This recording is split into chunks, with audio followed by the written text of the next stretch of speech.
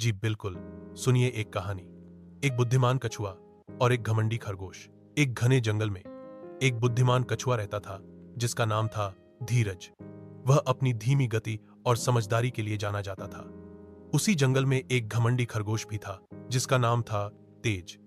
तेज अपनी रफ्तार पर बहुत घमंड करता था और हमेशा दूसरों का मजाक उड़ाता था, खासकर धीरज का। एक दिन तेज ने धीरज को दौड़ की चुनौती दी।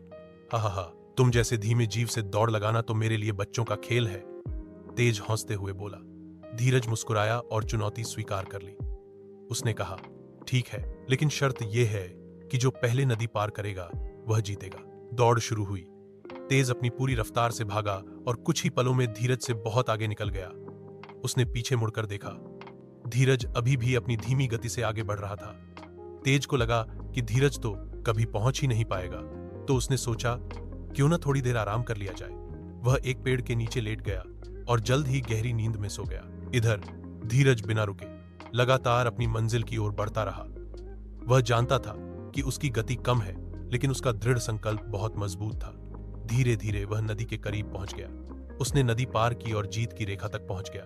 जब तेज की नींद खुली तो वह हब्बा कर उठा और दौड़ने लगा।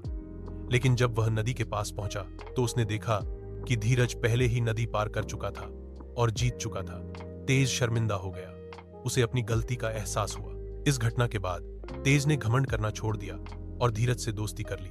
उसे समझ आ गया था कि लगातार प्रयास और दृढ़ संकल्प घमंड और जल्दबाजी से कहीं बेहतर है। यह कहानी हमें सिखाती है कि धीमा और स्थिर प्रयास ही सफलता की कुंजी है। क्या आप कोई और कहानी सुनना चाहेंगे?